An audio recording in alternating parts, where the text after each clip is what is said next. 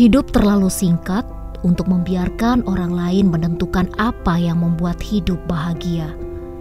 Jangan pernah menyerah ketika kita masih mampu berusaha. Tidak ada kata berakhir sampai kita berhenti mencoba.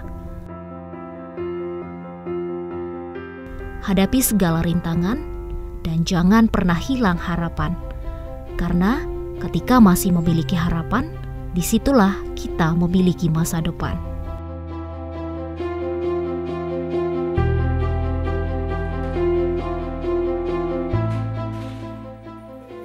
Aku Romi Shofa Ismail, biasa dipanggil Ami. Tahun ini genap sudah usiaku 34 tahun. Usia yang cukup matang untuk seorang perempuan dewasa. Seperti biasa, setiap pagi aku selalu melakoni tugas sebagai seorang ibu rumah tangga. Membereskan semua pekerjaan dapur yang bisa aku kerjakan. Keadaanku memang berbeda dengan kebanyakan orang. Duduk di kursi roda 4 tahun ini tidak menghalangiku untuk tetap melakoni semua pekerjaan rumah tangga. Berawal pada bulan Juli tahun 2016, aku menjadi difabel karena paraplegia pasca melahirkan anak keduaku. Aku kehilangan fungsi gerak pada bagian tungkai bawah. Akibatnya, kedua kakiku mengalami kelumpuhan.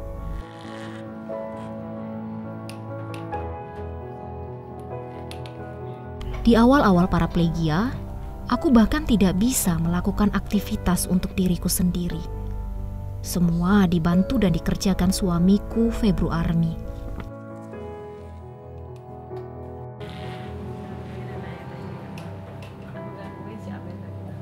Tidak mudah merelakan apa yang sudah aku miliki sebelumnya. Fisik yang lengkap, kaki yang tegap membuatku bebas berjalan, beraktivitas kemanapun aku pergi dan melangkah. Butuh waktu lama untukku bisa berdamai dengan diriku sendiri, menerima dengan ikhlas keadaanku saat ini. Aku terpukul. Aku menjadi insecure terhadap diri sendiri. Kebersamaan dengan keluarga kecilku ini yang selalu menguatkan aku dan memberiku harapan untuk terus bertahan dan berjuang. Akhirnya, waktu membuatku tersadar, sebab tidak segalanya dapat ku mengerti, meski beberapa hal dapat lebih mudah dihadapi dengan sebuah penerimaan.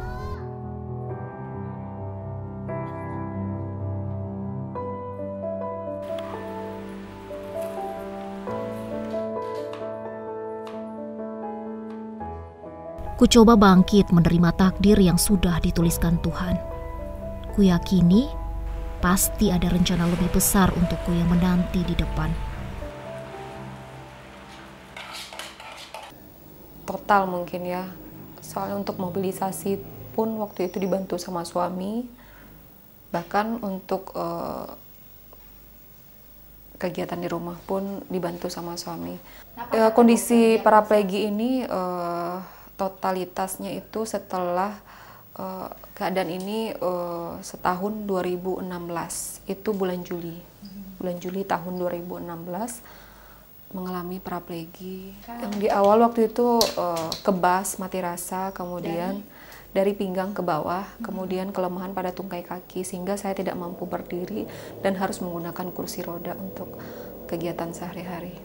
Semuanya sudah dicoba, sudah melakukan pengobatan medis juga sudah, kemudian pengobatan herbal juga sudah dilakukan, bahkan terapi juga sudah. Tapi alhamdulillah kemajuan sampai sekarang sudah mulai membaik, di mana kondisi sekarang saya sudah bisa memakai walker, kegiatan di rumah, sebagai ibu rumah tangga.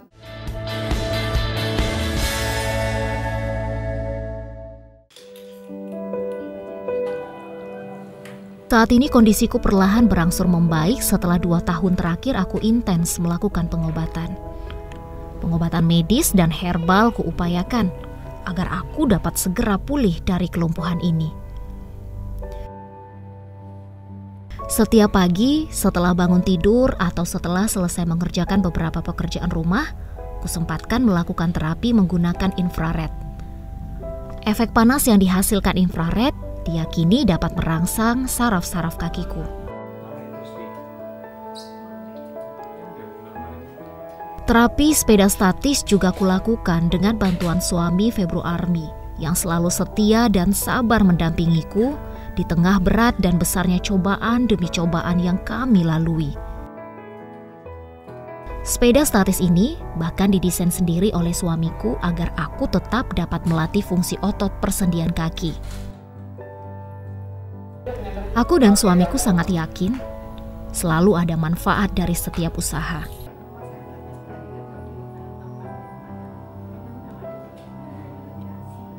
Dimanapun aku berada, aku selalu ingin tampak bersih dan segar. Sebelum berangkat bekerja, aku berkemas serapi mungkin, menandakan aku siap menyongsong hari yang baru setiap hari. Saat aku masih diberi kesempatan bangun di pagi hari, ku yakin Tuhan masih memberi kesempatan kepadaku untuk melakukan pekerjaan yang harus kulakukan. Aku bisa mengangkat kepalaku saat ini, mencoba membangun kembali kepercayaan diri. Itu semua karena dorongan semangat dari keluarga, teman, dan suamiku yang tiada henti. Entah sudah seberapa banyak dukungan yang kudapatkan dari suamiku.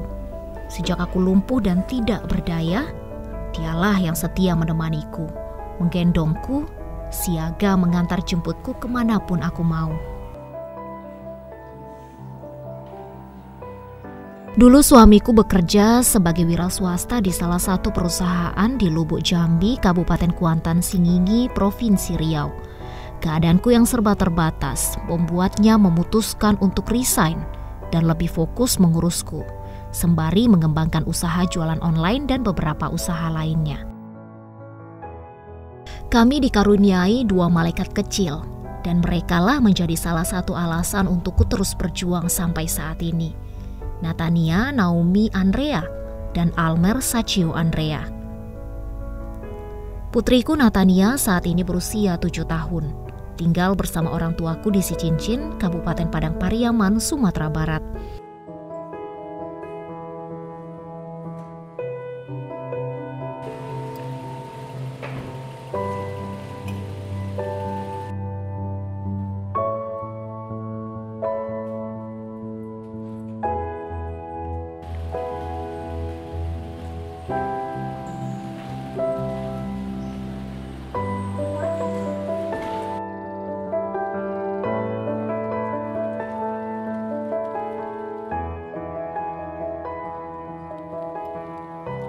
Suami selalu mengantarku bekerja setiap pagi. Tempat aku bekerja tidak jauh dari tempat tinggal kami. Ya, disinilah aku bekerja. Tidak sedikit orang yang memandangku sebelah mata. Seorang dokter yang mempunyai keterbatasan dan harus dibantu menggunakan kursi roda. Namun aku tidak ingin menyerah dan mengasihani diri sendiri, membiarkan orang mencela dan merendahkanku. Aku akan buktikan kepada mereka kalau aku bisa. Keterbatasan ini tidak akan menghalangiku untuk berkarya dan bekerja. Kecintaanku dengan dunia medislah yang mengantarkanku menjadi dokter gigi di rumah sakit daerah Solok Selatan. Sebelum ditempatkan di RSUD Solok Selatan ini, selama 1 tahun, 2013 sampai 2014, aku pernah menjadi tenaga kontrak di Puskesmas Sencano Jaya, Kabupaten Indragiri Hulu, Provinsi Riau. Kemudian, tahun 2015 sampai 2017, aku mendapat kesempatan mengabdi sebagai pegawai tidak tetap Kementerian Kesehatan di Puskesmas Talunan, Kecamatan Sangir, Balai Janggu, Kabupaten Solok Selatan.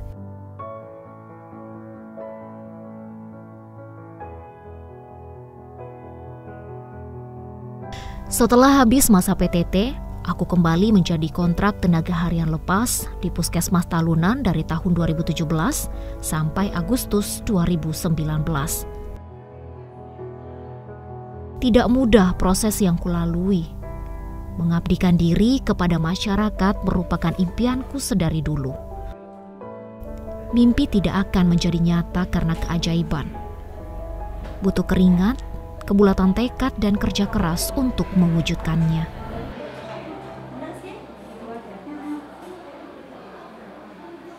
Ami orangnya kuat, dalam segi pekerjaannya dia nggak mau apapun jadi penghalang di dalam tugasnya. Dan orangnya, kalau menurut saya orangnya super, wanita super kalau menurut saya. Selalu mendukung, ya lantaran apa ya, itu kan dari awal kita nikah itu emang udah ikrar dari awal nikah emang harus dijalani gitu.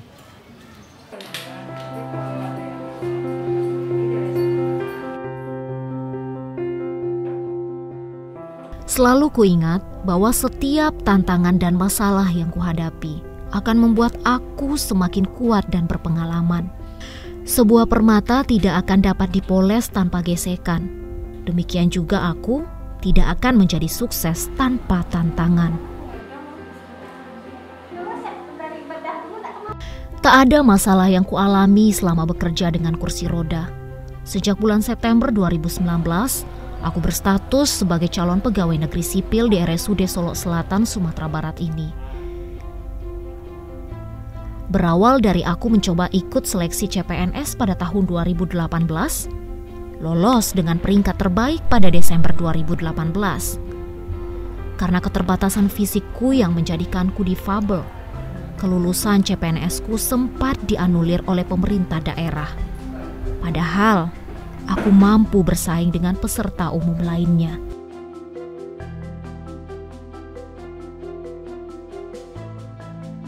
Aku berjuang untuk merebut apa yang menjadi hakku, mengembalikan kelulusanku.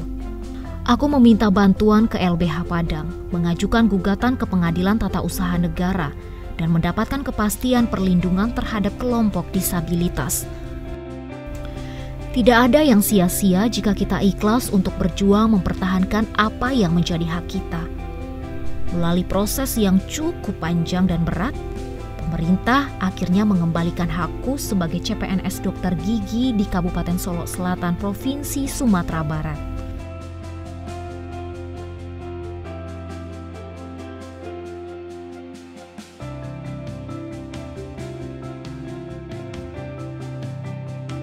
Kini ku bersemangat menjalankan peranku sebagai dokter gigi.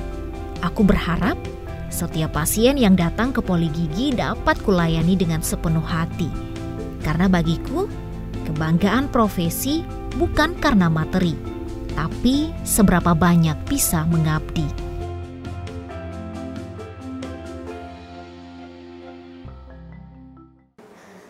Ya, pernah sih pengalaman dulu ya, waktu masih di dinas di tempat yang lama, di puskesmas, itu mungkin asing mungkin ya bagi pasien melihat dokternya pakai kursi roda gitu kan.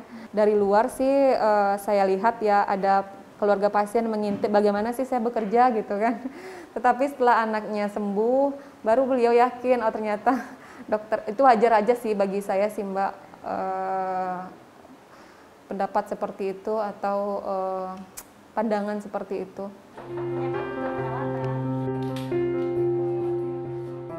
Aku bersyukur mendapatkan lingkungan kerja dan rekan kerja yang bisa diajak bekerja sama, selalu memberiku dukungan untuk terus berkembang. Ini juga yang membuatku selalu bersemangat dalam bekerja. Kami saling mengisi dan membantu. Tidak pernah mereka menganggapku lemah, meski aku hanya bisa menjalankan aktivitasku di kursi roda.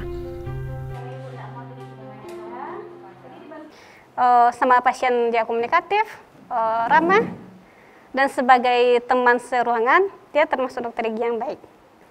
Fightingnya, dokter Romi fighting mampu memperjuangkan haknya yang menjadi haknya.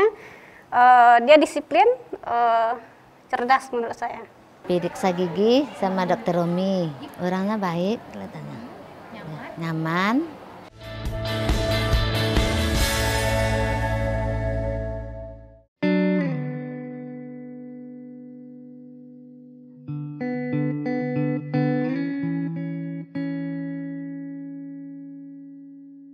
Puskesmas Talunan memiliki sejarah sendiri untukku.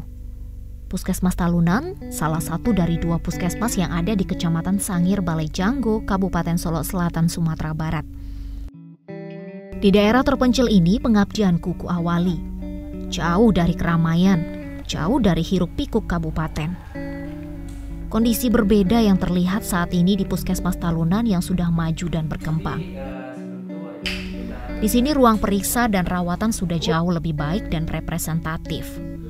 Ada rekanku Dr. Rivo yang memimpin puskesmas saat ini. Dulu, di tahun 2016, tepatnya di bulan Juli, awal kondisi disabilitasku, di puskesmas ini aku aktif bekerja melayani pasien dengan menggunakan kursi roda. Waktu itu tempat tinggalku berjarak lumayan jauh dari puskesmas, membuat suami harus antar jemputku ke puskesmas. Tahun 2017 setelah kontrak PTT Kemenkesku selesai, aku berencana untuk berhenti bekerja. Tetapi Dinas Kesehatan memintaku tetap bekerja di Puskesmas Talunan ini. Karena memang tenaga dokter gigi yang masih minim dan sangat dibutuhkan di wilayah Talunan, Kecamatan Sangir, Balai Janggo. Tidak berbeda jauh dengan tempat kerjaku sekarang. Di puskesmas ini juga aku menemukan keluarga keduaku. Support tiada henti kudapatkan dari rekan kerja dan masyarakat lingkungan sekitar puskesmas. Di saat aku masih mengabdi di Puskesmas Talunan, aku terlibat dalam proses akreditasi. Sekarang, Puskesmas Talunan sudah terakreditasi Madya. Sudah jauh lebih bagus dan maju, baik secara fisik bangunan maupun kelengkapan layanan dan tenaga medisnya. Perkembangan baik Puskesmas Talunan ini seiring dengan tingkat kesadaran masyarakat Talunan tentang menjaga kesehatannya. Awalnya suami memang melarangku untuk melanjutkan kontrak sebagai tenaga harian lepas. Aku diminta di rumah dan fokus untuk terapi saja, mengingat kondisi kesehatanku yang saat itu sangatlah lemah. Tapi karena sejak awal aku sangat mencintai profesi ini sebagai pelayan masyarakat, maka saat itu aku terima tawaran dari Dinas Kesehatan Kabupaten Solok Selatan untuk menjadi tenaga kontrak daerah. Bukan berarti aku tidak mengindahkan permintaan suamiku untuk berhenti bekerja. Hanya saja, ku ingin buktikan kalau aku masih bisa mandiri di tengah keterbatasan.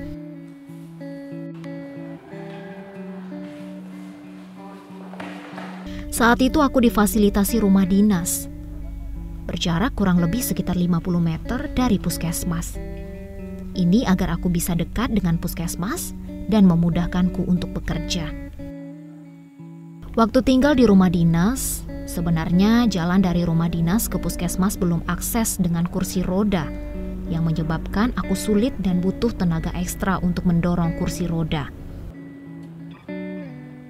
Suami membuat sendiri jalan cor khusus untuk kursi roda dari rumah dinas ke puskesmas, supaya aku bisa berangkat dan pulang sendiri dari rumah dinas ke puskesmas.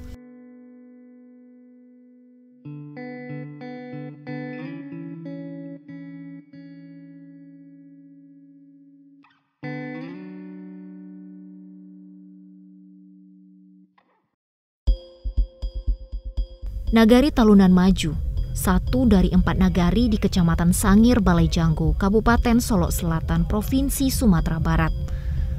Nagari berpenduduk sekitar 4.000 jiwa ini tersebar pada 4 jorong di wilayah ini. Nagari Talunan Maju merupakan nagari yang tergolong cukup muda. Dibentuk pada tahun 1987, hasil pemekaran dari Sungai Kunyit. Pada mulanya, masyarakat Nagari Talunan Maju berasal dari transmigran baik nasional maupun lokal.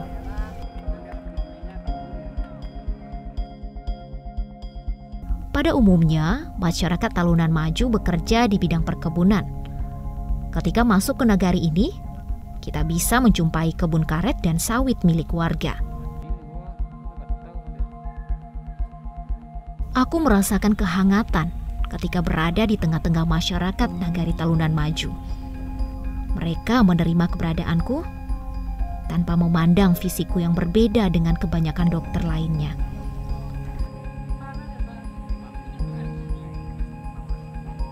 Saat bertugas di Talunan, Solok Selatan, aku aktif dalam kegiatan UKGS, Usaha Kesehatan Gigi Sekolah, program penyuluhan dan edukasi untuk anak-anak. Wali Nagari Talunan Maju, Suwardi Datuk Bandaro Kuning, salah satunya, memberikan dukungan besar kepadaku untuk terus berjuang menghadapi segala persoalan.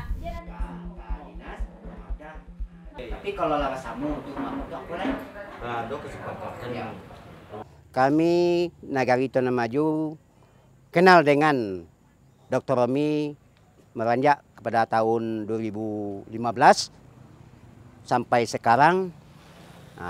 Alhamdulillah ya, Dr. Romi ini di Nagari Talunan Maju sangat kreatif, sangat antusias, sangat dekat dengan masyarakat Nagari Talunan Maju, bisa untuk berkaprah di tengah-tengah masyarakat, menjalankan tugasnya sebaik mungkin yang disukai oleh masyarakat Nagari Talunan Maju.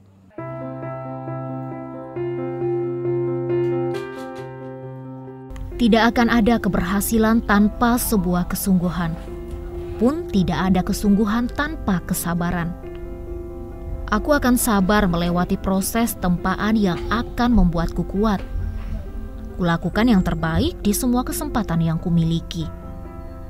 Karena ku yakin, barang siapa yang bersungguh-sungguh, maka dia akan mendapatkan kesuksesan.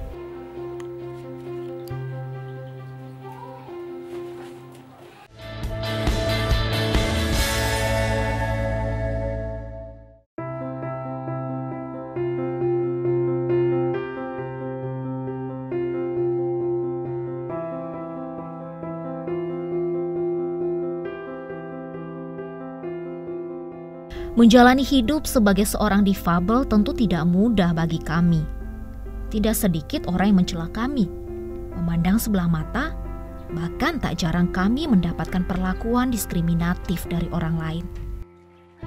Masih banyak dari mereka yang belum beranjak dari sikap karikatif atau belas kasihan dan stigma ketidakmampuan terhadap kami penyandang disabilitas.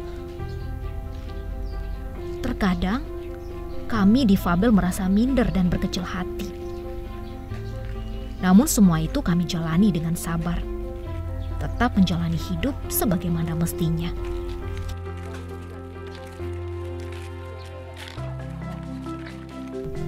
Ini sebagian teman-temanku difabel yang ada di Solok Selatan. Bersama mereka, aku bisa mengerti bahwa proses penerimaan diri diawali dengan menemukan orang-orang yang sevisi denganku dalam menggabungkan impian mereka dengan impianku untuk dapat diwujudkan bersama tanpa ada yang perlu berkorban dan dikorbankan. Aku melihat semua yang mereka lakukan berlandaskan asas ketulusan cinta tanpa paksaan apalagi tuntutan. Aku belajar arti kemandirian di tengah keterbatasan yang mereka alami.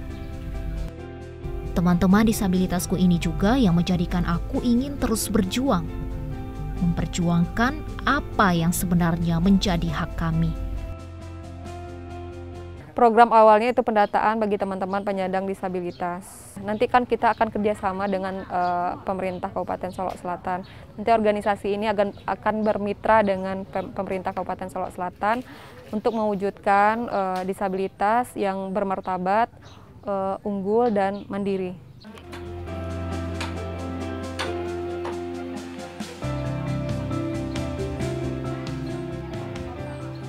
Keterbatasan yang kumiliki bukan halangan untukku meraih kesuksesan. Begitupun mereka. Kami para penyandang disabilitas punya semangat juang yang tinggi. Kami saling menyemangati. Bagi kami, keterbatasan bukan alasan untuk tidak mengukir prestasi.